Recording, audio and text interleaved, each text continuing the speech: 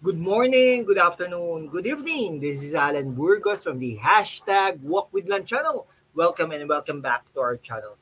Guys, if you are not yet subscribed to our channel, please do it so now so that you can be a part of this growing family.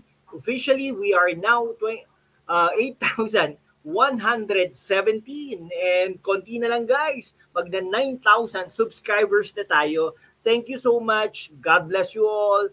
I love you all. Okay, so pag-usapan po natin today ay yung ano po, no, kay Erwin Tulfo, no, tamang-tama dahil si Erwin Tulfo ay isa pong top-notcher sa recent Pulse Asia survey, no? Pulse Asia survey, no, na talagang kinakalak ang mga participants dito ay ang mga politiko, no? Number 2 dito, if I'm not mistaken, ay si Tito Soto. No, nandiyan din si Cayetano, nandiyan din si Rodi Duterte, Bongo, Isko Moreno, Bong Revilla, yung mga ganung bagay. Lito Lapid, mababa, matatalo na yan, etc.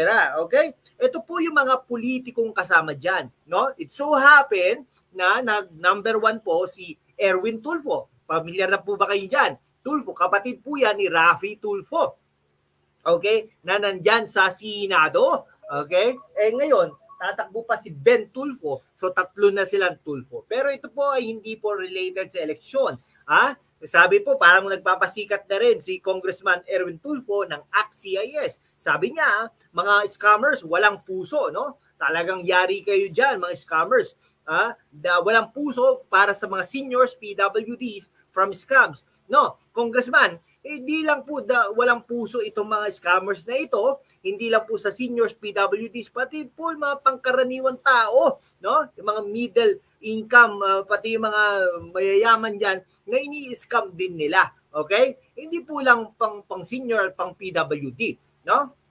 Ito, Deputy Majority Leader pala ito, no? Si Erwin Tulfo ng ACT-CIS Party List, no? Sabi niya, mag-i-introduce daw siya ng isang batas para protektahan, no, ang mga senior citizens at persons with disabilities from scammers. Alam niyo itong batas na ito, very popular, di ba?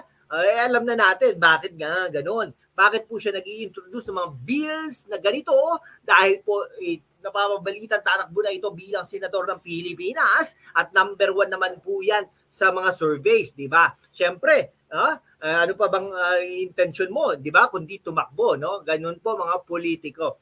Kaya po ingat-ingat din po tayo. Ang sinasabi lang natin lagi natin sa ating programa na hindi porket kapatid yan ng senador, anak yan ng artista, anak yan ng komedyante, no? Talagang nagpapasikat ng ganito, ay iboboto na natin. Isipin po nating mabuti bago natin shadean ang mga pangalan na ito. Hindi porket Tulfo, boboto na natin, no? Yun. Ilang reklamo na kasi natatanggap ng kanyang tanggapan. Parang programang-programa lang, radyong-radyo lang, no? Ukol dito sa panggugoyo sa mga senior citizens ng ilang walang pusong individual. Yari kayo kay Erwin Tulfo. Sa kanilang pensyon o konting ipon lang umaasa ang mga senior, tapos gakadasan at nanakawin pa ng mga manggagatso. Mga hinayo pa kayo, manggagatso kayo, mga scammer kayo. Diba? Yan. Okay? Kaya po wag rin po tayo nagpapaniwala sa mga scammers na yan. Pag naka-receive kayo ng text, putik bale, wala inyo lang, no? Sinabi na rin namin yung mga PWD na kapag ginoyo mo ay kulong ang aabutin mo. No, Mr. Congressman, no, in fairness naman sa iyo, no, dapat wag lang sa mga PWD at mga seniors, sa lahat po. Ikaw ay pag nanggoyo ka, pag nang-scam ka, no, kahit regardless of ano pa yan, status, pag ikaw ay nanloko ng kapwa mo, kulong ka. Yan. Kahit piso pa yan, makukulong ka kapag in-scam mo yung kaawa-awang senior o PWD dahil wala kang puso. No?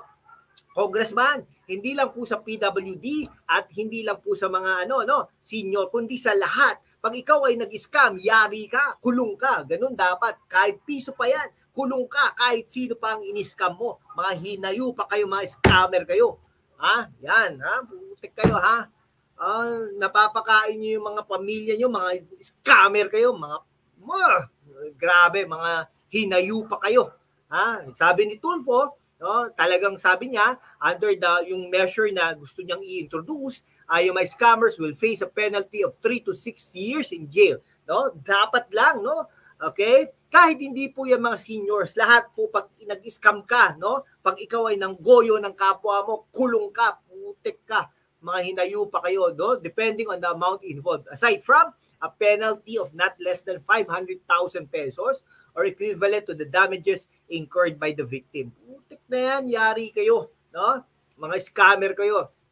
Okay? Yung mga nagpapadala ng messages, bakit ba DICT, NPC o kahit sino man, NTC, no? Bakit hindi nyo po na-check yan? Akala ko po ba meron na tayong SIM Registration Act, no? Yung Data Privacy Act, DICT, gumagawa po ba kayo ng aksyon?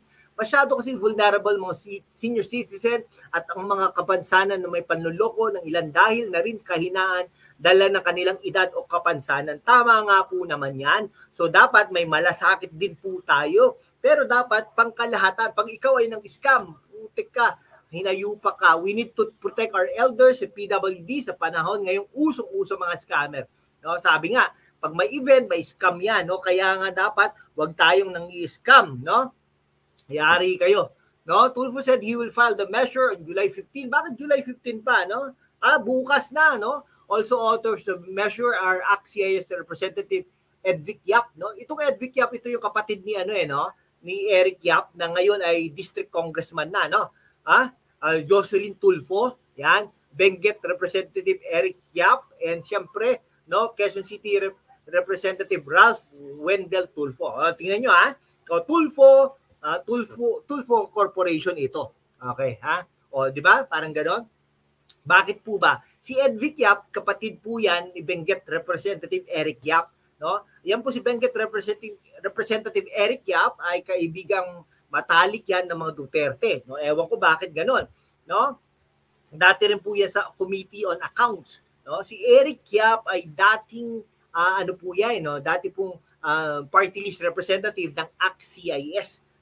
Okay? Naging caretaker lang po dyan sa Benguet. Ngayon, ay siya na po ang naging congressman. Si Jocelyn Tulfo po ay asawa ni Senador Raffy Tulfo. No? Siya po ay number 1 representative ng ACT-CIS, kumbaga. O, tingnan nyo, no? Di ba?